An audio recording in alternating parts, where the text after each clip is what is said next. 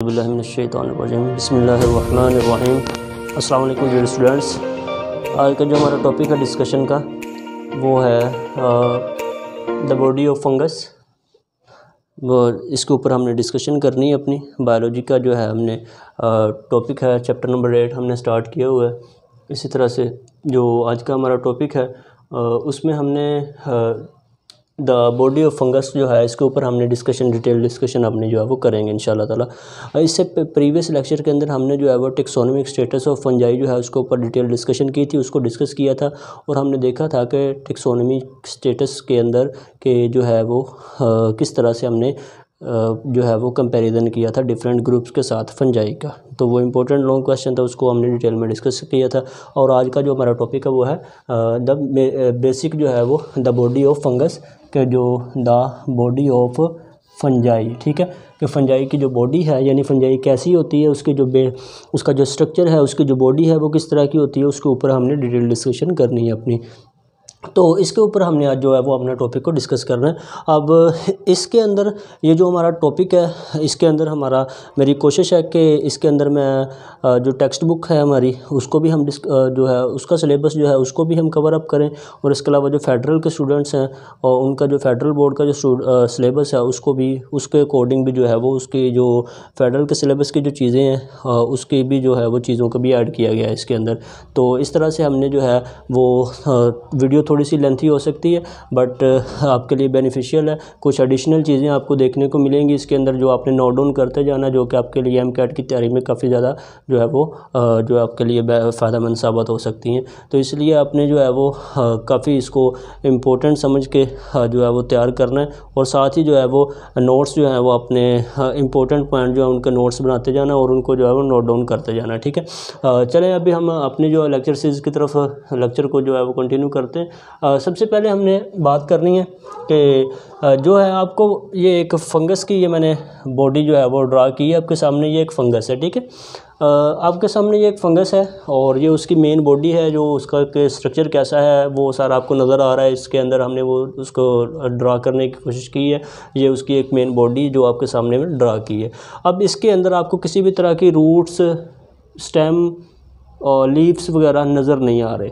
तो इससे हमें ये ज़ाहिर होता है, ये जो आप नज़र आ रहे हैं ना नीचे ये वाली, इसको रूट्स ना कर फ़र्ज़ ना, ये रूट्स ना समझना इसे, ठीक है, ये रूट्स नहीं है। अभी हम इसके बारे में भी डिस्कस करते हैं कि ये क्या चीज़ है। तो इससे हमें ये बात पता चल रहा है कि भी फंगस के अंदर fungi do not have roots, stem and leave. तो एक बात तो क्लियर होगी, हमारा पहला पॉइंट ये है कि फंजाई के अंदर किसी भी तरह के रूट्स और स्टेम और लीव जो हैं वो मौजूद नहीं होते, ये हमने देख लिया है। और इसके साथ ही दूसरी जो है हमारे पास बात ये आ जाती है कि the body of fungus called mycelium. ये बड़ा इंपॉर्टेंट बात है कि जो मेन बॉडी होती है ना फंगस की, ये एक फंगस की मेन बॉडी है। ये जो सारी कंप्लीट बॉडी होती है इसको माइसीलियम कहते हैं। क्या कहते हैं इसे? हम इसे माइसीलियम कहते हैं, ठीक है। ये आपने अच्छे तरीके से याद कर लेना, माइसीलियम कहते हैं। और माइसीलियम ये आपके सामने है। अच्छा, ये जो माइसीलियम है ये कंप्लीट बॉडी जो है ये कुछ फाइबर्स की बनी होती है। जैसे ये कपड़ा है तो कपड़ा किसका बना हुआ है? ये कंप्लीट कपड़ा जो है ये धागों का बना हुआ है। किसका बना हुआ है? छोटे छोटे धागे मिलके क्या बना रहे हैं? पूरे कपड़े को बना रहे हैं। इसी तरह से जो पूरी बॉडी है इसको भी कुछ ब्रिक थ्रेड लाइक स्ट्रक्चर्स होते हैं, उन्होंने मिलके इसको बनाया होता है, और छोटे छोटे धागे नुमा स्ट्रक्चर्स होते हैं। ये जो ब्लैक कलर के आपको नज़र आ रहे हैं ये पूरी बॉडी में फैले हुए हैं, ये थ्रेड लाइक स्ट्रक्चर्स है। ये क्या हैं? कुछ थ्रेड लाइक स्ट्रक्चर्स हैं जो कि पूरी फंगस की बॉडी के अंदर, यानी जो मेन बॉडी है फंगस की जिसे हमने माइसीलियम का नाम दिया, उसके अंदर फैले हुए हैं। और इन स्ट्रक्चर्स को, ये जो थ्रेड लाइक स्ट्रक्चर्स हैं, इन्हें हम नाम देते हैं हाइफी का। क्या नाम देते हैं इन्हें हम हाइफी का नाम देते हैं। ये है हाइफी, दीज आर हाइफी। ये जो आपको नज़र आ रहे हैं ये सारे ये क्या हैं? हाइफी हैं, ठीक है। अभी हम इनके टाइप्स के बारे में भी डिस्कशन करेंगे जो कि इंपॉर्टेंट है काफ़ी इसके अंदर चीज़ें, वो हम अभी उसकी तरफ भी बाद में चलते हैं, ठीक है। तो हमने अभी तक क्या डिस्कस किया? हमने पढ़ा कि इसमें किसी तरह की रूट्स, स्टेम, लीव नहीं होते। फंगस की जो मेन बॉडी है उसे हम माइसीलियम कहते हैं। ये पूरी बॉडी जो है माइसीलियम है, और ये जो पूरी बॉडी है माइसीलियम ये आपको नज़र आ रही है, इसमें किसी तरह की रूट, स्टेम नहीं है। और ये जो है ये थ्रेड लाइक स्ट्रक्चर्स की बनी हुई है, उन थ्रेड लाइक स्ट्रक्चर को हमने हाइफी का नाम दिया है, ठीक हो गया। और ये हाइफी के बारे में हमने डिस्कस किया है। और इसके बाद ये सेकंड पॉइंट, थर्ड पॉइंट भी हमने डिस्कस किया है। और ये पॉइंट्स मैंने इसलिए बनाए हैं ताकि जो चीज़ें जो है वो क्लेरिफाई होती जाएँ, साथ साथ कोई भी चीज़ जो हमारी मिस ना हो। ठीक है, फोर्थ पॉइंट की तरफ हम मूव करते हैं। इसमें लिखा हुआ है the chitin in the cell wall of fungus. जो सेल वॉल होती है फंजाई की, जैसे कि प्लांट की सेल वॉल सेलुलोज की बनी है, इसी तरह जो फंगस की सेल वॉल है वो काइटन की बनी होती है। वो किसकी बनी होती है?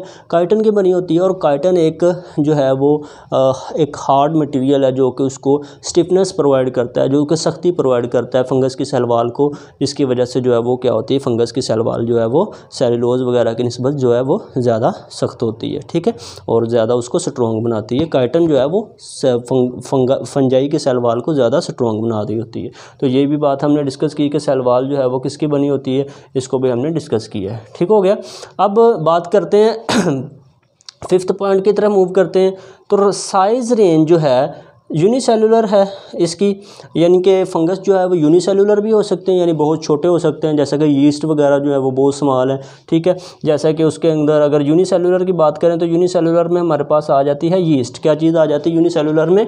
यूनिसेलुलर में हमारे पास आ जाती है यीस्ट की एग्जाम्पल आ जाती है। एंड लॉन्गर, इधर ये लफ्ज़ है लॉन्ग, LONG, लॉन्ग टूड स्टॉल। ठीक है, अच्छा, इसका मतलब है कि साइज रेंज इसकी यूनिसेलुलर से लार्जर हो सकती है, यानी कि स्मॉलर भी है ये, और बहुत बड़े बड़े साइज़ की फंगस भी आपको देखने को मिलेंगी। ठीक है, अगर यूनिसेलुलर की बात करेंगे तो उसमें यीस्ट की एग्जांपल आएगी।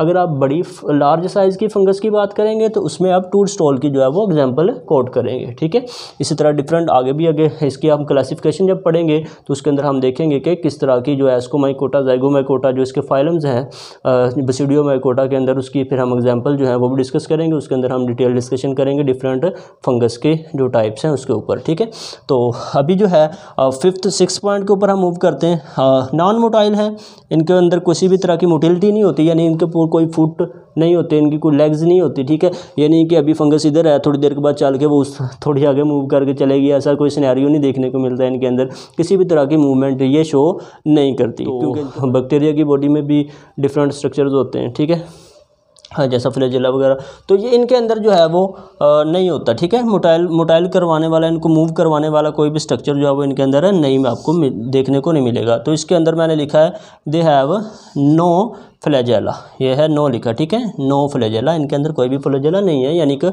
मूवमेंट करवाने वाला स्ट्रक्चर इनमें नहीं मौजूद। तो इसका मतलब है कि ये मूवमेंट नहीं शो करते। 6 पॉइंट पे हमने देख लिया। ओके, उसके बाद हम बात करते हैं अपने 7th पॉइंट की, और उस पर हमने लिखा है extensive spreading hyphae provide more surface area for absorption. इसके अंदर बहुत ज़्यादा एक्सटेंसिव स्प्रेडिंग हाइफी होते हैं, यानी इसके हाइफी जो है वो दूर दूर तक स्प्रेड कर जाते हैं। ये देखें, ये आपको इसके हाइफी नज़र आ रहे हैं, ये तो अभी मैंने ज़्यादा स्प्रेडिंग नहीं शो करवाई, लेकिन इसका हाइफी जो है वो बहुत दूर दूर तक क्या कर जाते हैं, स्प्रेड कर जाते हैं दूर दूर तक। जिस सबस्ट्रेट के ऊपर ये उगी है, फ़र्ज़ करें इसके ऊपर फंगस उगी है, तो फंगस क्या करेगी, इसके ऊपर फैल जाएगी, ऐसे फैलती जाएगी। ठीक है, इसके हाइफी दूर तक क्या करते जाएंगे, स्प्रेड। जब हाइफी दूर तक स्प्रेड करते जाएंगे तो जितने दूर तक वो स्प्रेड करेंगे उतनी दूर से क्या करेंगे, वो उनका अब्जॉर्प्शन एरिया भी ज़्यादा होता जाएगा, यानी वो दूर दूर से जो है वो चीज़ों को अब्जॉर्ब करके अपनी बॉडी में लेके आने के काबिल होते जाएंगे। ठीक है, क्योंकि जितनी ज़्यादा एरिया पे वो फैले होंगे उतनी ज़्यादा जगह से वो क्या करेंगे, खुराक को अब्जॉर्ब करके अपनी बॉडी में लेके आ सकते हैं। ठीक हो गया, तो अब्जॉर्प्शन एरिया भी ज़्यादा हो जाता है due to the spreadness of हाइफी। तो हाइफी की स्प्रेडनेस जितनी ज़्यादा होगी उतना ही अब्जॉर्प्शन भी ज़्यादा होती जाएगी। ओके, और ये तो हो गया 7th पॉइंट। 8th पॉइंट है hyphae organise to form mushroom और पफ बॉल और मोरल्स। हाइफी जो है वो ऑर्गेनाइज़ करते हैं, यानी अपने आप को इस तरह से अरेंज करते हैं कि मशरूम बना दें, पफ बॉल्स बना दें या मोरल्स बना दें। ये तीनों जो है ये डिफरेंट टाइप्स है फंगस की। ये अभी हम आगे इंशाल्लाह नेक्स्ट लेक्चर में इसको डिटेल में डिस्कस भी करेंगे। और इसके बाद आगे नेक्स्ट पॉइंट आ जाता है हमारे पास कि ऑल फंगस न्यूक्लाई और हैप्लॉइड। ये इंपॉर्टेंट पॉइंट है, इसका MCQs के लिहाज से भी इंपॉर्टेंट है। इसको ज़रा आपने अच्छे तरीके से याद रखना है कि जितनी भी फंगस है उनके न्यूक्लाई जो है वो हैप्लॉइड होते हैं। कैसे होते हैं, हैप्लॉइड न्यूक्लाई होते हैं। ठीक है, एक्सेप्ट एक एक्सेप्शनल केस है जब उनके अंदर जाइगोट बनता है सेक्सुअल रिप्रोडक्शन के दौरान। जब जाइगोट बनता है तो ये जो जाइगोट होता है ये 2N होता है, ये क्या होता है, डिप्लॉयड होता है। लेकिन उसके अलावा इसके जितने भी न्यूक्लाई होते हैं दूसरे सेल्स के अंदर, फंगस के अंदर आम जो है सेक्सुअल रिप्रोडक्शन के अलावा वो सारे के सारे क्या होते हैं, सिंगल एन होते हैं यानी कि हैप्लॉइड होते हैं, ठीक है। तो ये इनके अंदर आपने डिफरेंस याद रखना है। या फंगस के सेल जो है वो हैप्लॉइड होते हैं, लेकिन डिप्लॉइड कब होता है, ज़ाइगोट डिप्लॉइड होता है जब ड्यूरिंग सेक्सुअल रिप्रोडक्शन। तो ये कुछ पॉइंट थे जो हमने डिस्कशन किए। अब हम ना अपनी इंपॉर्टेंट जो चीज़ है इसकी हाइफी से रिलेटेड डिस्कशन, उसको मैं उसको जो है थोड़ा जो है उसको डिटेल में आपको बताने जा रहा हूँ, क्योंकि वो इंपॉर्टेंट है। इसके अंदर शॉर्ट क्वेश्चंस भी हैं, ये काफ़ी इंपॉर्टेंट। तो इसके ऊपर जो है वो हम अपनी जो है बात को बढ़ाते हैं, ठीक है। चलें जी, हमने बात की हाइफी की। हाइफी ये आपको पता है, ये जो धागे हैं ये वाले जो नज़र आ रहे हैं आपको ब्लैक कलर के पूरी बॉडी में है, माइसीलियम के अंदर स्प्रेड किए हुए हैं ये वाले सारे ब्लैक कलर के, ये हाइफी हैं। हाइफी की दो टाइप हैं, एक है सेप्टेट हाइफी और एक है non septate hyphae. Septate hyphae and non septate hyphae. Septate hyphae कौन से हैं? सेप्टेट हाइफी की अगर एग्जांपल की बात करें तो पेनिसिलियम एक फंगस है उसके अंदर होते हैं, जो पेनिसिलियम फंगस है उसके हाइफी सेप्टेट होते हैं, ठीक है। ये आपने याद रखना है। चलिए बात करते हैं जी सेप्टेट हाइफी क्या होते हैं। पहले सर उसके बारे में तो बता दें, तो हमें तो पता ही नहीं, आप तो ये सोच रहे होंगे ना कि पेनिसिलियम को बताने लग गए। चलें मैं आपको बताता हूँ इंशाल्लाह, उसके बारे में बात करते हैं हम। सेप्टेट हाइफी क्या होते हैं, ठीक है जी। ज़रा गौर से आप सुनिएगा, ठीक है। अपनी अटेंशन जो है भरपूर इधर रखिएगा और ताकि आप जो अच्छे तरीके से इसको अंडरस्टैंड कर सकें। तो बात जो है सेप्टेट हाइफी दो तरह के हैं, ये देखें ज़रा। ये आपको सेप्टा का मतलब, सेप्टम का मतलब होता है क्रॉस वाल, दीवार, ठीक है। ये एक हाइफी है यानी एक धागा है इधर तक, ये ब्लू कलर का ये वाला, और इसके अंदर कुछ क्रॉस वाल्स हैं, ये रेड कलर की नज़र आ रही, ये क्रॉस वाल है यानी कि ये एक दीवार है इसके अंदर, ये एक दीवार है, ये एक दीवार है, ये एक दीवार है, क्रॉस वाल्स हैं। जिसकी वजह से आपने क्या किया है, इस पूरी हाइफी को ब्लू कलर के को डिफरेंट सेगमेंट्स में डिवाइड कर दिया है। ये पहला खाना इसके अंदर सेगमेंट, ये सेकंड सेगमेंट बना है, थर्ड सेगमेंट, डिफरेंट सेगमेंट्स बन गए, ठीक है। ये मैं लिख देता हूँ, फर्स्ट सेगमेंट बना है, second segment, third segment, fourth segment, fifth segment. ये क्यों बना है? क्योंकि इसके अंदर आपने क्रॉस वॉल डेवलप जो है वो क्रॉस वॉल डेवलप हुई हैं, इस वजह से इसके अंदर सेगमेंट्स बने। अब देखें हर सेगमेंट के अंदर आपको क्या मिल रहा है, ये जो क्रॉस वाल है इसको सेप्टम कहते हैं, सिंगुलर सेप्टम, ठीक है। और सबको मजमूई तौर पर अगर बात करें तो हम लफ्ज़ यूज़ करते हैं सेप्टम का और सेप्टा का। किसका यूज़ करते हैं? सेप्टा। सेप्टस जो है वो मजमूई तौर पर सब के लिए यूज़ करते हैं, प्लूरल है, ठीक है। और एक ही बात करनी तो फिर हमने सेप्टम कहना है। ये एक सेप्टम है, सेकंड सेप्टम है, थर्ड सेप्टम है, फोर्थ सेप्टम है, क्लियर है। और हर एक ये जो सेगमेंट बने हैं इसके अंदर एक न्यूक्लियस है, फिर न्यूक्लियस है, ये ब्लैक कलर का न्यूक्लियस है, न्यूक्लियस है, न्यूक्लियस है, तो एक न्यूक्लियस भी मौजूद है, ठीक हो गया। तो इनका साइटोप्लाज्म मूव नहीं कर सकता, लेकिन एक एक्सेप्शनल केस है, वो भी मैं साथ में आपको बता देता हूँ। बाज़ औक़ात क्या होता है कि ये जो क्रॉस वाल होती है ना, ये वाली क्रॉस वाल, जिसे हम सेप्टम का नाम दे रहे हैं, इसके अंदर ये मैं क्रॉस वाल को ना इधर से इस वाली क्रॉस वाल को, एक क्रॉस वाल को बाहर ले आता हूँ, ठीक है। ये रेड कलर की वो क्रॉस वाल है जो मैं बाहर उठा के ले आया हूँ, और इसके दरमियान में ना, इसके दरमियान में क्या होता है, इधर ये जो सेंटर है इसके इधर दरमियान में बिल्कुल क्या होता है, सुराख डेवलप हो जाता है, सुराख होता है, ठीक है। इसके दरमियान में सुराख होता है। उस सुराख से क्या होता है कि चीज़ें जो हैं वो इधर से इधर भी जा सकती हैं, और इधर वाली चीज़ें जो है वो मूव करके जो है वो क्या हो सकता है, इधर वाले सेगमेंट में भी आ सकती हैं। यानी इधर वाली चीज़ें उस साइड पे और उधर वाली चीज़ें जो है इधर वाले सेगमेंट में आ सकती हैं, क्लियर है। तो ये अगर ये तब होगा अगर सेप्टा में होल हो तो, ठीक है। तो ये भी एक्सेप्शनल केस मौजूद होता है। सेप्टम हाइफी अगर आपके पास सेप्टेट हाइफी है तो उनके अंदर ये भी चीज़ आपको देखने को मिल सकती है, क्लियर है। तो ये बात हमने देखी, ओके। अब एक और केस है आर, मैंने देखा आर, या क्या हो सकता है, या चलें वो भी देख लेते हैं जी। सेप्टेट हाइफी के अंदर आपको पता है एक न्यूक्लियस था हर सेगमेंट में, एक से ज़्यादा न्यूक्लियस भी हो सकते हैं, ये भी याद रखना है, ठीक है। देखें दो इसमें भी टू, ठीक है। और हर सेगमेंट में आपको 2 रेड कलर के न्यूक्लियस नज़र आ रहे हैं। इसका मतलब है कि ये यूनी न्यूक्लिएटेड भी हो सकते हैं और मल्टी न्यूक्लिएटेड या बाई न्यूक्लिएटेड कह लें आप, ठीक है। यानी एक से ज़्यादा न्यूक्लियस वाले भी हो सकते हैं, ठीक है। तो ये आपने याद रखना है। तो ये मल्टी न्यूक्लिएटेड है, यानी मल्टी का मतलब है कि एक से ज़्यादा है, ठीक है, इसमें न्यूक्लियस है। तो ये मल्टी न्यूक्लिएटेड हाइफी है और ये यूनी न्यूक्लिएटेड हाइफी है, क्लियर है। इधर तक हमने इसको डिस्कस किया है। अब इसके कुछ करैक्टर्स मैंने लिखे हैं, शॉर्ट क्वेश्चन में अगर आ जाए आपने डायग्राम ड्रा करनी है, उसके बारे में डेफिनेशन लिखनी है कि ये कैसे होते हैं, बुक से आपको मिल जाएगी डेफिनेशन। फिर इसके आपने डायग्राम ड्रा करनी है, इसके करैक्टर्स लिखने हैं सेप्टेट हाइफी के। क्या क्या करैक्टर हैं इसमें? क्रॉस वाल होती है, पहला करैक्टर इसका ये है कि क्रॉस वाल है, okay. Uni or multi nucleated है, दूसरा करैक्टर है। फिर है सेपरेट, इनका जो साइटोप्लाज्म है वो सेपरेट होता है, इसका साइटोप्लाज्म इधर नहीं जा सकता, इसका इधर नहीं। कब? अगर सेप्टा जो है वो मुकम्मल होगा, अगर होल होगा तो फिर तो जा सकता है, ठीक है। तो ये आपने ये भी इधर लिखना है, तो आप ऐसे लिखेंगे कि इसके अंदर जो है वो साइटोप्लाज्म इसका मोस्ट केस में क्या होता है, सेपरेट होता है हर सेगमेंट का। और फिर आप लिखेंगे may have pour in septum, बाजुकात क्या होता है, इनके अंदर पोर भी मौजूद होता है, ठीक है। ये तो था इसके बारे में, हमने पढ़ा सेप्टेट हाइफी का। अब नॉन सेप्टेट की बात करते हैं। ये लें जी, ये एक हाइफी है, इसके अंदर आपको किसी तरह की भी क्रॉस वाल नज़र नहीं आती, नॉन सेप्टेट है, नो सेप्टम, क्लियर है। देखें नज़र आ रही है, कोई वाल नहीं है, ओके, ये हमें पता चल गया। हाँ देखें, इसमें ये ब्लैक कलर के न्यूक्लियस हैं, मल्टी न्यूक्लिएटेड है ये, ठीक है। एक ही ये सारा वाइट कलर का जो एरिया है, ये वाला सारा ये इसका साइटोप्लाज्म है। इसी साइटोप्लाज्म में काफ़ी सारे न्यूक्लियस बिखरे पड़े हैं, और ये एरोज शो कर रहे हैं कि इधर वाला जो साइटोप्लाज्म है वो मूव करके इधर आगे भी जा सकता है, इधर वाला इधर को आ सकता है, इधर वाला आगे जा सकता है, इधर वाला इधर आ सकता है, यानी फ्रीली मूवमेंट इसके अंदर हो सकती है, क्योंकि इसके अंदर कोई दीवार ही नहीं है, कोई रिस्ट्रिक्शन ही नहीं है, कोई रुकावट ही नहीं है, तो फिर कोई इशू नहीं है, ठीक है।